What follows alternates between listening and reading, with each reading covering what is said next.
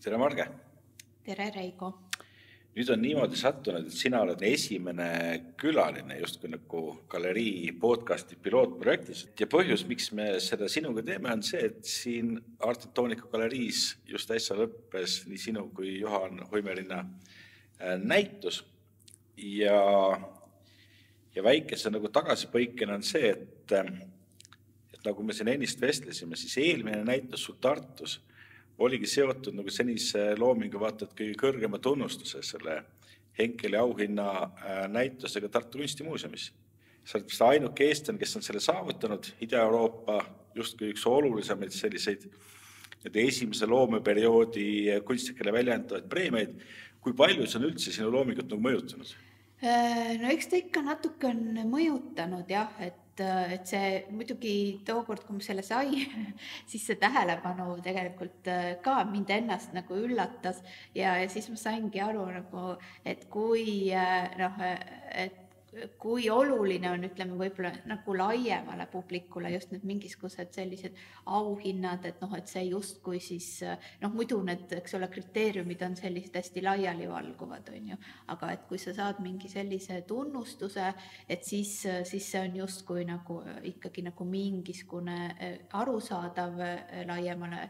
laiemale nagu publikule, et see on just ka mingisugune võit, aga see on kunsti puhul ju nii suhteline, eks ole, et kes selle auhinna saab, et lõpuks milline on see žürii, millised on žürii liikmete eelistused ja nii edasi, et mul tol korral lihtsalt nagu vedas. Et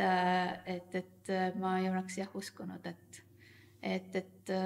ma sellise nagu tunnustuse saan. Eks kunstiga ongi raske hinnata, millal ta on hea või kas ta on hea või kui hea ta on.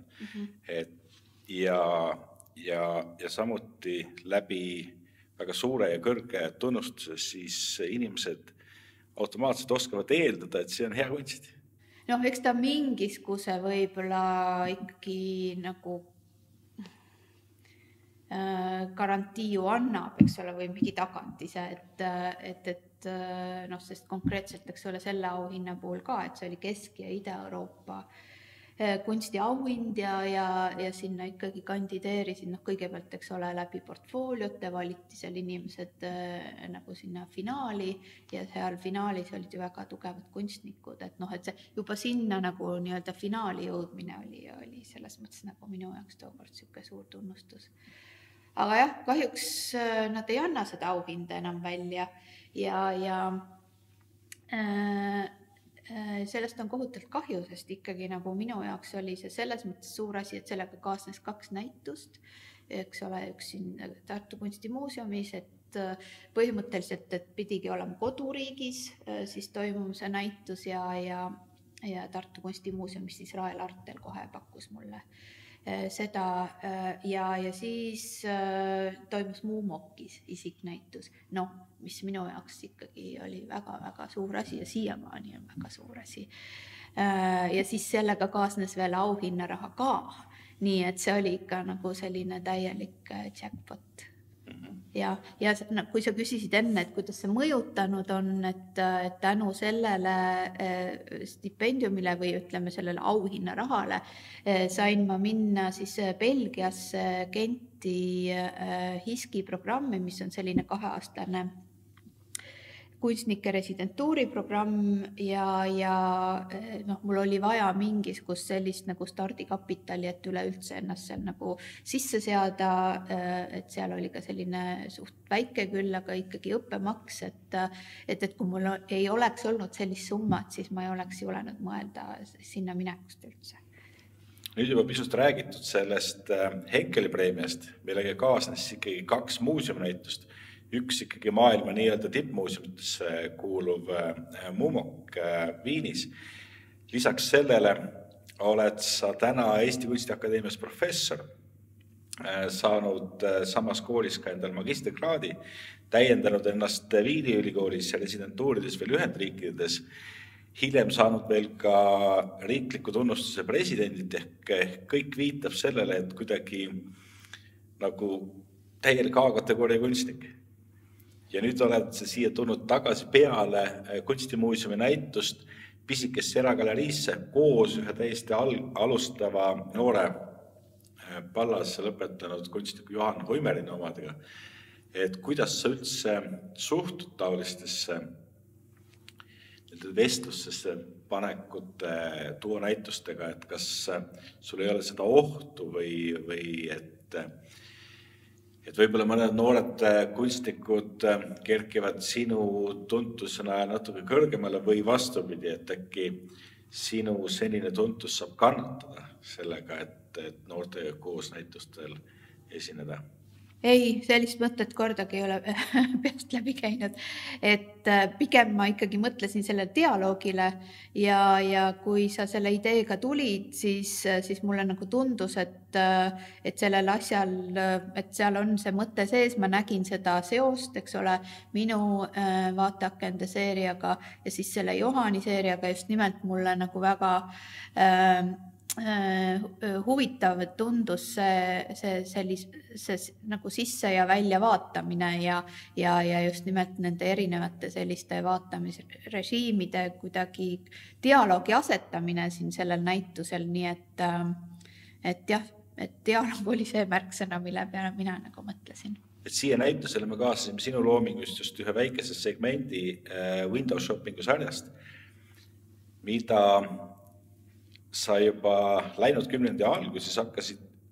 justkui juhuslikult üles pildistama endale meeldivaid või silmatorkavamaid kaupluste vitriinaknaid.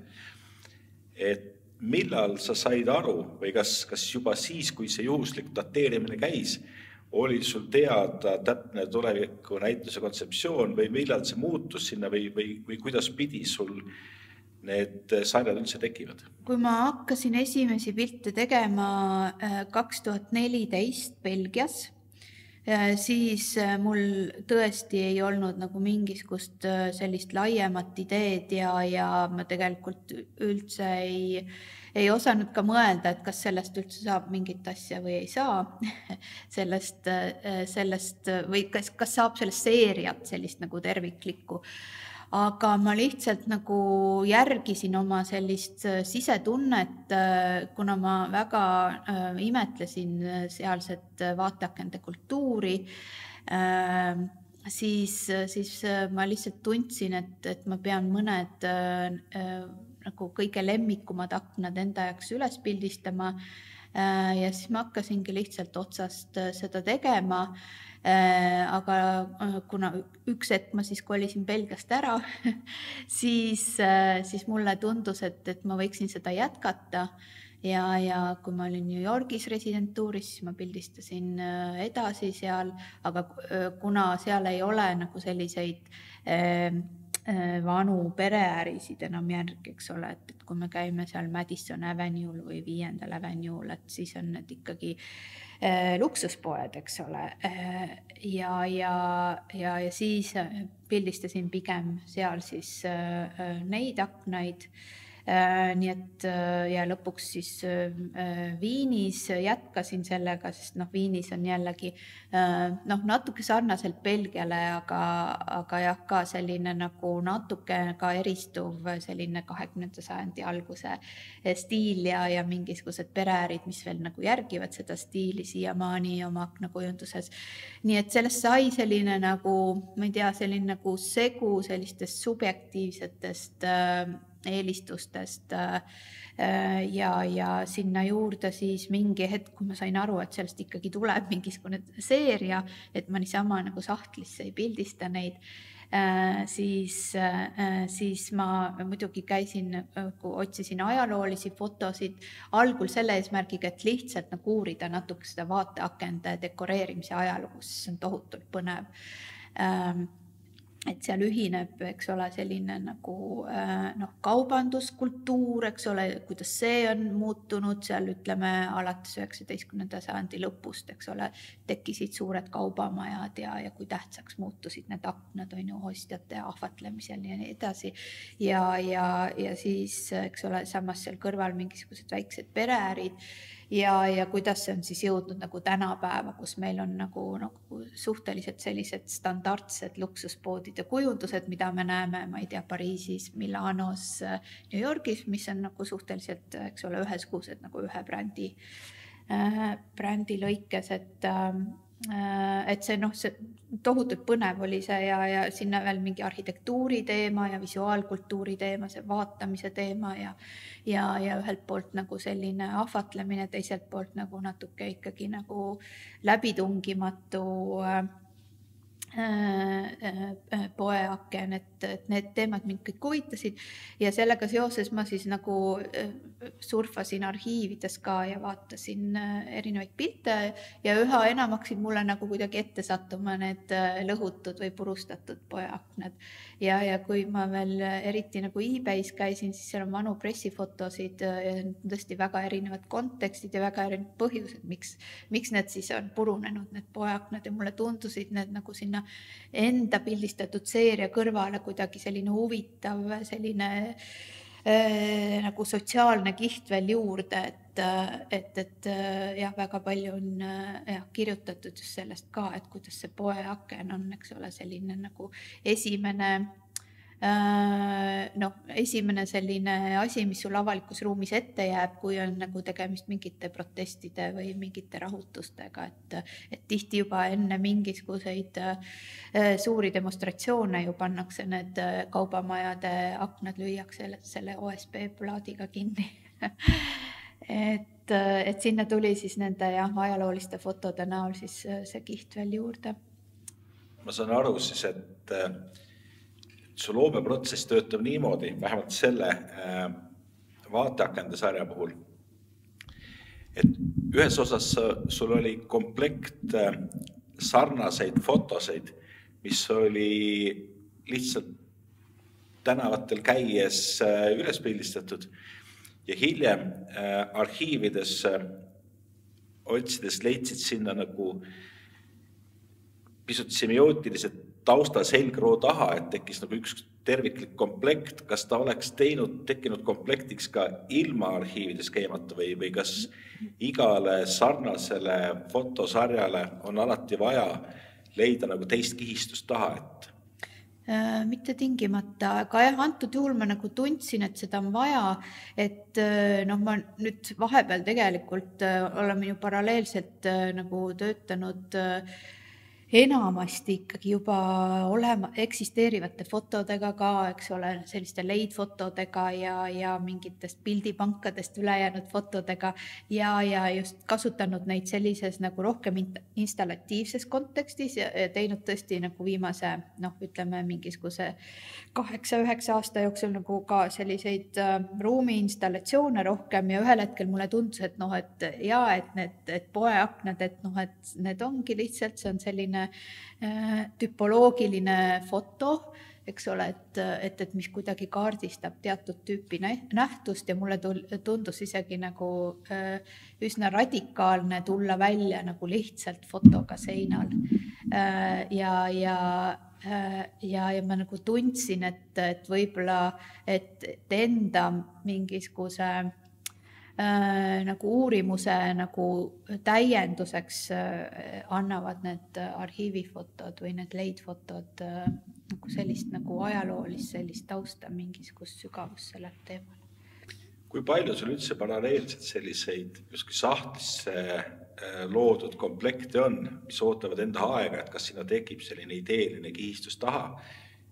või kui ei teki, siis jääbki sahtlisse? Ma aeg-ajalt nagu vaatan mingisuguseid asju, mida ma olen nagu pildistanud ja millest ei ole saanud tööd, mis on ka okei tegelikult. Aga on juhtunud tõesti, et mingisugused 10 aasta tagused pildid, ma leian nagu mingisuguse võimaluse nad kusagil nagu uuesti sisse tuua, aga mitte alati. Aga jah, et mis puudutab, ütleme, üleüldiselt pildistamist, et kui ma vahepeal tegelesingi väga palju juba nagu eksisteerinud või eksisteerivate kujutistega, reklaamfotodega näiteks, et siis ma ikkagi nagu tundsin ja nagu tunnen siiamaani, et mul on aeg-ajalt vaja ikkagi nagu näpud soojas hoida ja tahan ikkagi nagu ise ka pildistada, et see et see kuidagi nagu ja teinekord ongi, et et ilma mingisuguse konkreetse nagu sellise laiema ideeta alguses, et ma lihtsalt nagu juhindun mingisugusest instinktist ja siis pärast vaatan, kas sellest materjalist saab asja või ei saa, et jah, aga jah, see pildistamise protsess kui selline aeg-ajalt nagu see ette võtta, et jah, mul on see nagu oluline. Sa mainisid varem arhiivides käimist. Ka selle näituse komplekti puhul on üsna palju olnud nagu arhiivitööd. Ja kui palju sa arhiivides käid juba konkreetse ülesande püstituse või eesmärgiga või teiselt poolt, kui palju lihtsalt sealsete materjalidega tutvumas, et äkki tekib selline uus ja huvitav idu. Miks ma seda ka küsin, on see, et viimane kord, kus ma sinu 2 uut teost nägin, oli just äsja Draakonis, mis ka baseerus puhtalt nagu just nagu arhiivimaterjalidel. Ma ei teagi, kas ja kuidas seda nimetatakse üldse fotokunstiks, aga kus oli siis selliseid vanu tekste või õppematerjali või isegi pärimuslikke materjale justkui vastandlikud, et ühelt poolt, kuidas siis õpetada naisterahvastele rasedaks mitte jäämist ja teiselt poolt, kuidas nagu soodustada lapse saamist. Et aga tagasi tulles, et kui palju see arhiivide külastamine on juba konkreetsele küsimusele vastust otsimine või kui palju küsimuste enda otsimine? Ma ei tea, on olnud vist nii seda kui teist, et mõnikord on tõesti nii, et ma nagu, mul on, eks ole, mingisugune teema, võib-olla on isegi nagu mingisugused kohad või motiivid ja siis ma nagu kammingi neid arhiive läbi nagu juba nende märksõnade abil. Aga ausalt öeldes tõesti, mulle nagu mingitel hetkedel nagu meeldib lihtsalt niisama ka nagu käia a la muisis või siis selles riigiarhiivi, selles fotoandmebaasis Fotis. Ja muidugi eBay on see koht, kus ma käin, seal on see collectibles ja siis photography eraldi sektsioon ja seal ma tõesti nagu mõnikord õhtuti lihtsalt nagu niimoodi kammin läbi seda. Seal on tõesti nagu väga huvitavat materjali nagu ja globaalselt ja ta on nagu omamoodi selline suht juhuslik, eks ole, aga see on täiesti hämmastav, mis asju seal ikkagi leiab, et see kuidagi inspireerib mind tohutult. Kui palju on sinu loomingus just seda, et sul kõigepealt tuleb idee ja siis hakkad seda ideed pildikeeles ellu viima ja selle visuaali taha otsima? Võib-olla jah, ma nagu mingil perioodil kindlasti töötasin nagu kuidagi niimoodi, et mul oli jah mingisugune idee, mida ma tahan teha ja siis ma ikkagi asusin seda siis teostama, aga mingi hetk see lähenemine väsitas mind kuidagi ära. Ja siis ma hakkasin hoopis teistmoodi nagu kuidagi tööle ja hakkasingi jälgima nagu lihtsalt mingisuguseid mingisuguseid kujutisi, mis tekitasid mus huvi, aga ma ei teadnud täpselt, ei osanud nagu niimoodi kohe analüüsida, et miks see minus huvi tekitab. Ja see oli selline väga protsessipõhine lähenemine ja tegelikult see oli see, mida ma just nagu Belgias tegin, et enne seda see portfoolio, millega ma Henkeli auhinna võitsin, et see tegelikult oli väga paljuski koosnes erinevatest teostest, mis ma tegin seoses Kreenholmi vabrikuga ja üleüldse nagu laiemalt siis sellise tekstiilitööstuse teema ja selle ajalooga. Nii et see oli selline nagu tõesti selline sotsiaalpoliitiline nagu dokumentalistlik lähenemine, ma võiks isegi öelda, aga jah, et pärast Belgias mul oli nagu aega siis nagu korra see praktika ümber mõelda üleüldse ja see viis, kuidas ma tööd teen, nii et seal ma nagu päris palju nagu marineerisin lihtsalt mingite selliste kujutistega ja püüdsin ise luua mingisuguseid pilte, mis mind nagu viisid järgmiste piltidena või noh, töötada niimoodi nagu protsessi põhiselt rohkem, et ma alguses tegelikult ei tea, on ju, mis asi see on, mida ma otsin ja taga ajan, ja miks täpselt, aga see tulebki nagu selline protsessi käigus ja see mind tegelikult siiamaani nagu ikkagi selline tööprotsess nagu väga ikkagi endiselt köidab ja sobib mulle. Ja siis, kui sa oled leidnud selle idee, kui palju sa mõtled selle peale, et kui lahti pead sa selle idee vaatajale seletama või kui palju tuleks jätta vaatajale tõlgendamisruumi niimoodi, et oleks vähemalt ideega alguses samal rajal, kuid tal ei tekiks seda ebahuvi lihtsalt sellel põhjusel, et ta ei saagi mitte midagi aru. Kuidas ma ütlen, siis kui ma olin näiteks Belgias, on ju, siis seal teinekord isegi ei panda nagu näituse juurde mitte mingisugust teksti. Et see on nagu see on aga nii avatud tõlgendustele kui vähegi võimalik ja seal ongi lihtsalt see teine kunsti kontekst. Ja võib-olla ka nagu teine selline suhtumine kunsti ja ka teine selline ajalooline taust, eks ole. Et mis siis nagu on kõik kuidagi vorminud seda publiku ootust, et keegi ei pahanda, kui sul ei ole seda teksti. Või seda teksti on peetud nagu üleliigseks, aga mulle tundub, et Eesti kontekstis ikkagi nagu mingisugust tausta oleks vaja anda vaatajatele, aga see on nagu omaette kunst, et mitte siis nagu liiga, kuidas ma ütlen, nagu liiga sõnasõnaliseks minna selle asjaga, et kõige hullem on see, et kui sa hakkad veel nagu seal kuidagi saatetekstis lahti kirjutama, mida nagu külastaja peaks tundma või mõtlema või nii edasi. Et ma arvan, et pigem nagu oluline see, et sa ise nagu ütled, millele sina mõtlesid seda tööd tehes, mis sulle oluline oli. Kui publik seda sama mõttelendu ei jälgi, kas see häirib sind või mitte? Ei, see ei häiri mind, jah. Ja tihti ongi, et kui sa inimestega räägid, siis tulevad veel mingisugused huvitavad kihid nagu ja seosed nende poolt sinna töösse juurde ja mõnikord see nagu ongi väga selle vaataja isikupõhine ja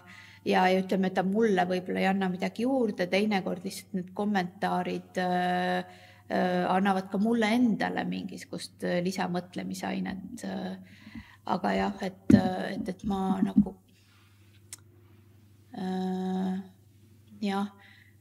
ma kuidagi nagu mind ei heiduta see, kui kellelgi tekivad hoopis mingisugused X-seosed mingite teostega. Sinu varasemaid intervjuusid jälgides torkas mul silma see, et fotograafia ei olnudki sinu esimene valik. Et see oli filmikunst. Et kas sa tunned ka täna, et mõningatel puhkudel mõni mõte või idee, mis sul peas on, et sa ei suuda seda lihtsalt foto ja seisva pildiga edasi anda. Et selleks peabki kaasama muid meediumit ja näiteks liikuvat pilti. Esiteks ma ütleks, et jah, et ma vist olen ise mingites intervjuudes öelnud, et ma kõigepealt tahtsin tõesti filmi õppida, aga tol hetkel 90-ndatel ei olnud nagu väga palju võimalust seda teha, et vist võeti ka, ma ei tea, üks kursus korraga sisse üle 4 aasta, mida iganes. Ja mulle lihtsalt tundus see kõik nagu nii kättesaamatu ja nii nagu jah, mitte mulle mõeldud. Et siis ma ikkagi läksin seda, hakkasin nagu fotograafiaga tegelema ja seda õppima, et ma olen siin õppinud seda nii kutsekooli tasandil kui ka siis nagu kõrgkooli tasandil. Aga see teine pool, et kui palju sa tunned või kui tihti tunned, et lihtsalt fotost jääb sinu ideede väljendamiseks väheks? Ja, no ma ei tea, kas väheks, aga ma arvan, mis siin on nagu oluline, nagu mis on vahe, et on ikkagi nagu filmi puhul, eriti kui me räägime mängufilmist, eks ole, või mingisugust sellist nagu lavastuslikku elementi kasutavast filmist, et seal on ikkagi nagu väga oluline osa sellel narratiivil. Kui me just ei räägi mingisugust eksperimentaalfilmist. Aga ütleme, see kunstikeel on ikkagi teistsugune keel, eks ole, ta töötab nagu teistmoodi. Loomulikult on kunstnikke, kes on nagu sellised narratiivsemad ka. Aga jah, et kunstis me ikkagi kuidagi nagu läheneme kontseptuaalselt ja ta on nagu selles mõttes kuidagi avatum, ta ei ole tingimata seotud nagu mingisuguse konkreetse narratiiviga. Ja seetõttu jah, tõesti, et kui on olnud ka mingisuguseid teemasid, mida ma olen tahtnud avada, et siis ma olen küll teinud seda nagu kas videoformaadis või nagu 16 mm filmile filmituna, et mul on siin ikkagi kogunenud juba päris palju neid liikuva pildi teoseid ka ja mõned on nagu kuidagi dokumentalistlikumad, mõned on võib-olla kasutanud rohkem sellist lavastuslikku elementi ja see mind endiselt nagu köidab, et mul on tunne, et ma tegelikult kunstis olen ka pigem nagu selline nagu ikkagi kaldun rohkem sellise nagu narratiivsuse poole. Et see nagu lähenemisviis mind tegelikult väga huvitab. See viibki enam-vähem järgmise teemani, et fotograafia üldiselt on ju inimkonnale täna sama igapäevane ja kättesaadav kui söömine või mõned muud igapäevased argitoimetused. Kõigil on võimalus igal hetkel pilt teha, paljud seda võimalust ka igal hetkel kasutavad. Miljonid pilte luuakse sellest, aga mis hetkel saab fotost või pildistamisest või foto tegemisest fotokunst?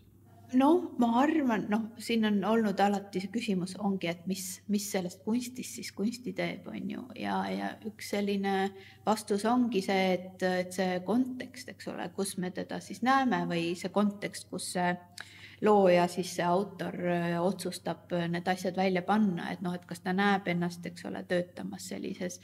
galerii muuseumi kontekstis, eks ole, või siis või tal ei ole see üldse oluline, eks ole, ta töötab mingisugust teises režiimis, eks ole, teeb tellimustöid, eksponeerib neid, ma ei tea, ajakirjades ja nii edasi, et see kõik, ma arvan,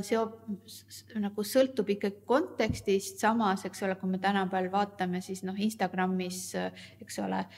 me näeme kõrvuti nii neid, kes võib-olla defineerivad ennast kunstnikuna ja peavad seda enda ka peamiseks platvormiks, aga seal samas kõrval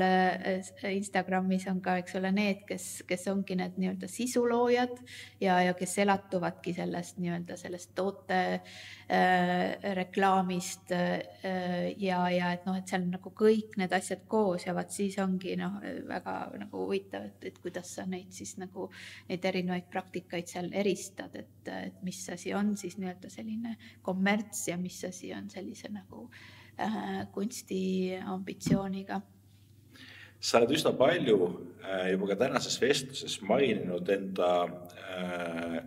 ketipraktikat. Et küll kuigi seal on omaette ajalooline ja kultuuritarbimislik taust, aga kui palju või mida sa suudaksid sealt esile tuua nagu Eesti fotokunsti haridussüsteemi, kas siis nagu Gentist või isegi Viinist, mida me võiksime neilt nagu lisaks võtta selleks, et fotokunsti tuua rohkem tähelepanu, rohkem sisu või rohkem nagu tõstada pisut kõrgemale. Seda ka nii haridusliku kui ka tarbimispoole pealt. See on hea küsimus, jah, et need ongi nagu teistsugused kultuurikontekstid, eks ole, vanemad kultuurid kui meie ja ka mõlemal puhul nagu peamiselt katoliiklikud kultuurid, kus selle pildil ongi ajalooliselt olnud nagu väga oluline absoluutselt keskne koht. Ja meie oleme siin ikkagi nagu selles mõttes teistsuguses teistsuguses kontekstis, kus ütleme, sel pildil kui sellisel ei ole olnud sellist kohta kultuuris ja ei ole siiamaani, et meie kultuur on ikkagi selline nagu lugude ja selline nagu kirjutatud sõnapõhine, ma julgeks öelda. Ja nüüd ongi see huvitav küsimus, et mida siis nendelt nagu üle võtta, kas või ma mõtlen nagu, kui ma olen ise siin oma kolleegidega teinud meie fotoõppeprogrammi seal bakalaureust, et kuidas siis ikkagi olla dialoogis nende teiste kunstiakadeemiatega, eks ole, mis on väga tuntud oma nende fotoosakondade poolest, et ma arvan, et jah, me üritame olla nagu nõudlikud enda suhtes ja ikkagi nagu hoida ikkagi mingisugust sellist taset ja omada siis nagu võib-olla selliseid sarnaseid nagu viiteid ja olla nagu üritada ikkagi selles dialoogis olla seal olemas ja mis puudutab nagu fotoõpet kui sellist, siin on hästi oluline aspekt, mis puudutab mitte ainult pildi tegemist, et see tehnilised oskused on ka ikkagi olulised, aga just nimelt see, et kuidas oma pilti nagu tõlgendada, kuidas kommunikeerida ja kui teadlik nagu olla kogu sellest pildikultuurist laiemalt. Ma arvan, et see võib-olla eristabki ütleme inimest, kes on nagu seda ülikooli tasemel õppinud, sellest, kes lihtsalt ütleme ise õppijana teeb ka väga häid pilte, eks ole, aga võib-olla ta tõesti ei tunnegi huvi selle mõtestamise ja pildi tõlgendamise vastu niivõrd, et see, ütleme, see visuaalne lugemisoskus või kirjaoskus, et see on ikkagi nagu selline keskne selles programmis. Ja kui sa ennem küsisid, eks ole, et mis siis nii-öelda teeb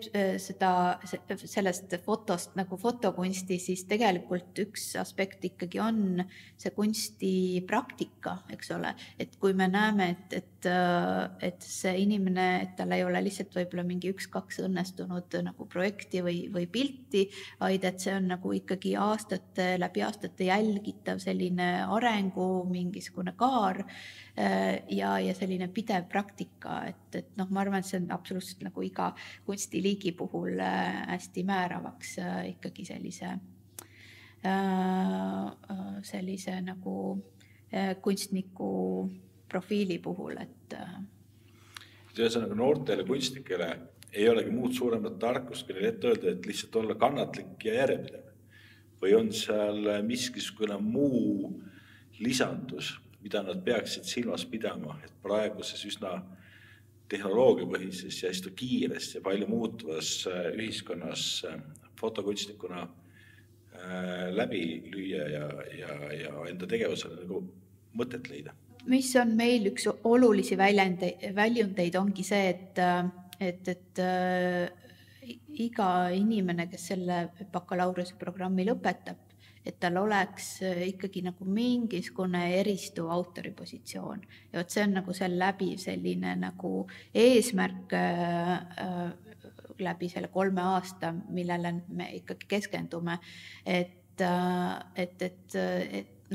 kuna, eks ole, sa ise mainisid, et see fototoodang tänapäeval see on ju tohutu, lihtsalt kõik teevad pilte ja laevad neid pidevalt kuhugi üles, et just seetõttu lihtsalt ma arvan, et kõik,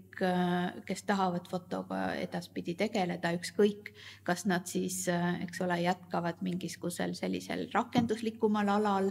või nad jätkavad fotokunstnikena, et neil ikkagi peab olema nagu mingisugune visuaalne keel, mis eristab neist teistest või mingisugune teemade ring, millele nad keskenduvad, et see on lihtsalt ellujäämiseks nagu vältimatu. Üsna palju me oleme nüüd ka maininud seda Instagrami asja, mis tegelikult juba platvorm loodi fotode üleslaadimise põhjusel, et seal on teisi platvorme, mis on rohkem tekstipõhised. Ja ütleme veel ka vestluse alguse juurde tagasi tulles, kui me tõesti mainisime seda Henkelit, et kõik need uued muudatused, nii pildistamise võimalused kui ka presenteerimised kellega iganes avalikkuses, on tekkinud selle perioodi jooksul, mis on jäänud Henkeli preemia ja tänase päeva vahele. Et kui sa saaksid täna noore kunstikuna alustada enda karjääri uuesti, kas siis tänases kontekstis, mida sa teeksid teistmoodi või mida sa rõhuasetusest tõstaksid kõrgemale? Lisan siia juurde veel AI, eks ole, pildigeneraatorid, eks ole, ja kõik see nagu computer generated images, eks ole, see valdkond, et see on jah tõsi, et need muutused on olnud nagu meeletud ja see nagu pidevalt sunnib nagu kuidagi ikkagi ka seda ümber defineerima, mida ma ise teen või ütleme vähemalt kogu aeg nagu seda kusagil nagu taustal niimoodi kuklas hoidmas ja ka muidugi seda, eks ole, kuidas me tänapäeval siis nagu fotograafiat õpetame. Aga mis puudutab nüüd seda sinu küsimust, et kui ma mõtlen, mida ma teistmoodi teeksin, see on nagu väga huvitav küsimus, et noh, ja või kas siis olenemata publiku hulga kasvust, fotode teostamise kergusest, see lähenemine fotokunstikuna ei muutu, et sul ikkagi idee ja narratiiv peab olema nagu esikohal? Ja ma ikkagi kaldun arvama, et ilmselt küll, jah, et võib-olla ütleme, ja et kui ma oleksin nagu, eks ole, teisest põlvkonnast, nooremast põlvkonnast, siis et ma võib-olla siis tõesti kasutaksin, ütleme, neid platvorme teistmoodi ja oleksin seal kuidagi aktiivsem ja nähtavam, et jah, minu jaoks ja võib-olla kuidagi haaraksin nendest uutest võimalustest ka kinni, et noh, et mult ka tihti küsitakse, et noh, et kuule, et kuidas sul on, et kas sa juba oled proovinud seal, eks ole, seal kuskil Tallis või, eks ole, luua neid kujutisi, AI siis genereeritud kujutisi ja jah, ma olen küll proovinud, aga noh, ma tõesti nagu siiralt ütlen, et mul ei ole nagu mingit sellist huvi, mis hoiaks mind seal nagu tundide kaupa seal nagu arvuti ees ja et ma nagu kuidagi et see oleks midagi sellist, mis nagu kuidagi formeerikski seda praktikat või muudaks seda, aga noh, kes teab jällegi, et kui ma oleksin nagu kasvanud nagu nende teistsuguste tööriistade ja teistsuguste platvormidega, et võib-olla oleks see suhtumine teistsugune. Kõik see viitab sellele, et fotograafia elab täna enda läbi aegade kõige populaarsemaid aegu. Sellega tegeletakse kõige rohkem. Mul ei ole küll täpselt statistikat selle kohta, kui palju siis justkui nagu tunnustatud fotograafe on ja mille järgi üldse keegi endale tunnustada saab, kas mõne liitu kuulumise alusel või mitte. Aga igatahes fotot on teha lihtne, fotot on esitada lihtne ja isegi on müügimeetodid, mis iganes tasemel või kellel iganes seda müüd, on nagu palju lihtsamaks läinud. Ja seda sarnast tendentsi on pisut nagu järgib ka Eesti ühiskond, et selle sama aja jooksul meil on ka institutsioone, mis keskenduvad fotole, on päris palju viimasel ajal tulnud, kui mainida vaid fotograafiskat fotomuuseum, küll linnamuuseumi filiaalina ja Dokfotokeskust ja muid taolised asju. Ja ma vaatan, et ka siin Pallases, ma ei tea täpselt kui EKAs, fotograafia ikkagi on üsna kasvava populaarsusega eriala. Miks Eestis see fotokunstiturg ei ole nende muutustega nii sama suure hooga kaasa läinud? Mul on täpselt sama küsimus ja mul on isegi väga raske vastata sellele küsimusele, sellepärast et ma imestan ise ka selle üle, et ma olen üks siis fotokunstnike ühenduse loojaid, 2006 me selle asutasime, 2010 me ise minuga eesotsas korraldasime esimese fotomessi, mis on nüüd,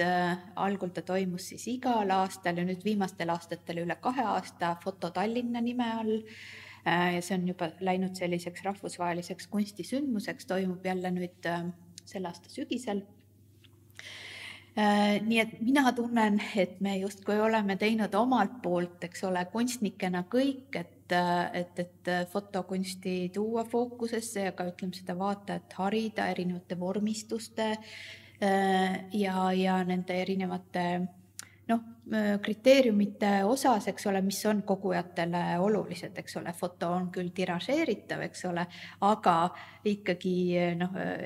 kõik tiraažid on ikkagi nagu piiratud, eks ole, et see ei ole nii, et keegi koguja ostab endale ühe pildi ja siis ma võin sellest teha, eks ole, ma ei tea, lugematu arv koopiaid, et me ikkagi nagu toimime samade kunstituru reeglite järgi, mis teised, et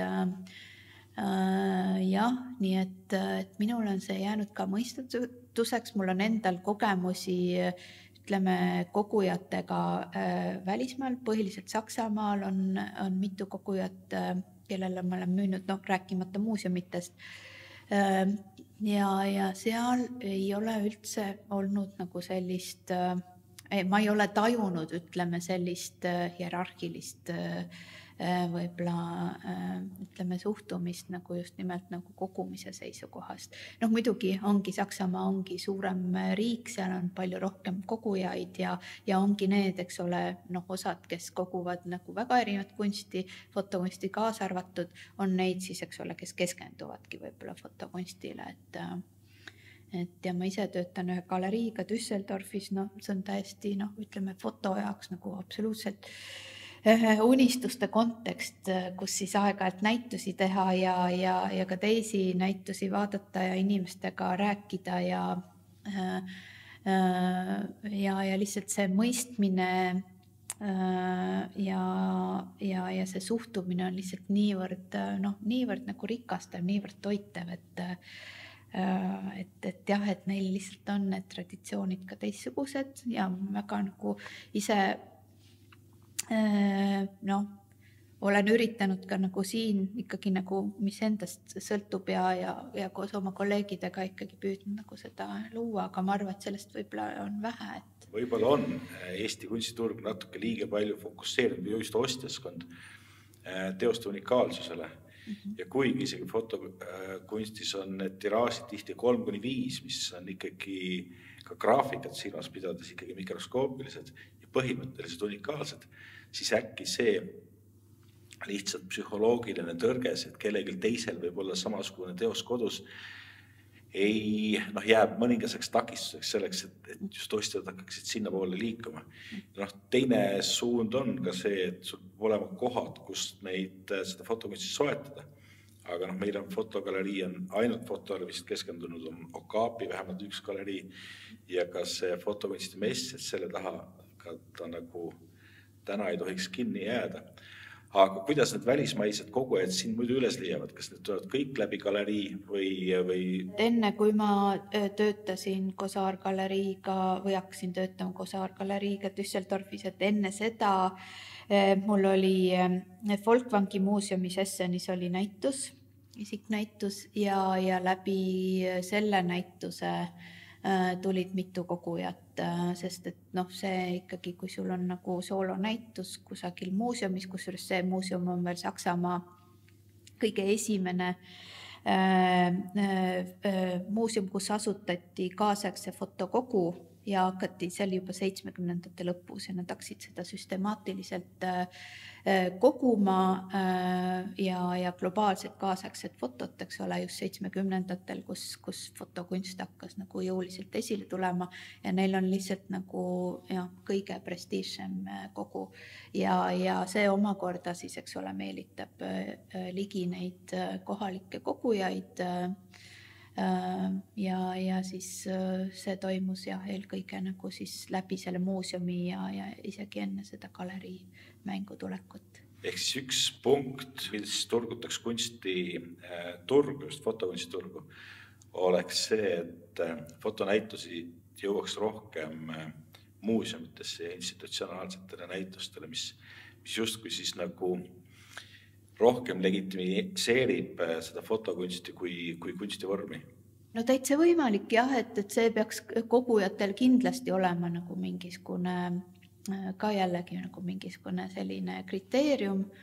Aga ma pean ka ütlema seda, et ega meie enda muuseumid ei ole siin ka väga head eeskuju näidanud fotokogumise osas, kui päriselt hakata nüüd vaatama otsa nendele kogudele, et ma ütlen, Tartu Kunstimuuseum on siin isegi kõige eesrindlikum just nimelt kaasaegse foto osas. Eesti Kunstimuuseum mitte nii väga. Et jah, et ma kuidagi olen hakanud tunnetama, et see on mingisugune laiem probleem. Et kui võtta nüüd maailma kunstiturgu, kus pikka aega kunstituru rekordeid puhul juhtisid ikkagi ka kaasaegsed kunstnikud. Et Aleksander Kurski enda selle reiniga veel kõige pikemalt. Ja peale seda on läinud siis nagu üsna sagedaseks rekordite ülelöömiseks. Ja tänane rekord on jõudnud $12,5 miljoni, mis ikkagi ka kunstituru mõttes on juba nagu väga-väga kõrge hinnatase. Eelmise sajandi alguse sürrealisti Man Ray kätte. Et kas peaks ka olema Eestis siis selleks, et ka kaasaegse kunstnike teoste hinnad hakkaksid kerkima, võib-olla pöördumine mõne vanema põlvkonna Eesti fotokunstiku juurde, kas või nagu Peeter Tooming, kes mul esimesena võib-olla pähe tuleb, kes hakkas nagu fotot just ka nagu kunstina vist esimesena käsitlema.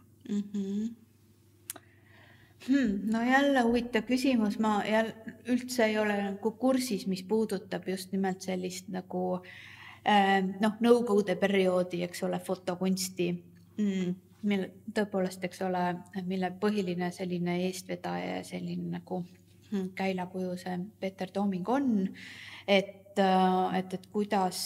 jah, tema töid, eks ole, on fotomuuseumis on ikkagi väga korralik tema arhiiv. Aga jah, ma ei tea, kuidas kogujad üleüldse, kas meil on täna, eks ole, Eestis nagu kogujaid, kes just nagu vanemast fotost üleüldse on huvitatud ja kogub, et selle kohta mul ei ole informatsiooni. Ja ma siin mõtlen, kas või meil ju oli siin eelmise aasta kevadel ja suvel oli Jaan Rieti perekonna naiste, just naisfotograafide näitus Kontase keskuses ja seal oli nagu täiesti imelist materjali, ma olin täiesti vaimustuses. Nii et tegelikult võib seda fotokunsti ajalugu, kohaliku fotokunsti ajalugu natuke sinna nagu tahapoole veel isegi dateerida. Ma pean Hilja Rieti näiteks silmas ja et väga huvitav oleks jah teada, kas keegi nagu sellist vanemat fotot ka on kogunud. Mul puudub info selle kohta. Kui juba fotot koguda, siis sa mõnes mõttes tahad ikkagi nagu ülevaatlikku perioodi, sest kogujal on just see põhimõte, et ta kogu oleks täiuslik. Sa mõtled, et kui üles ehitada kogu, eks? Ja, et kui koguja hakkab nagu looma, siis tõenäoliselt ainult kaasaegse peale tal ei anna see temale nii pikalt toidet, kui ta kogumiskirjale võib-olla vaja on. Ja siis minnakse nagu pikemate perioodide dateerimise peale. Et kas võib-olla selleks, et täna kaasaegne kunst või nüüdisaegne kunst, fotokunst paremini müüks, tuleks võib-olla kogujatele tutvustada just sellist varasemat ja nõukaaegset kunsti ostmisvõimalusi. Jah, ma arvan, et see ei oleks üldse halb mõte ja ma arvan, et miks mitte. Igatahes loodame, et lähiajal leiavad kunstikogujad üles ka fotokunsti. Loodetavasti nende hulk kasvab nii fototuru või fotovälja nagu õppe võimalused, noorte kunstniku huvi sellega tegelemises ja lõpuks siis ka nende elatumisvõimalused. Mina igal juhul tänan sind, et sa olid valmis tulema sellise näitusavantüüriga siia Tartu galeriisse kaasa ja tänan sind loomulikult ka tänase vestluse eest. Aitäh sulle ka!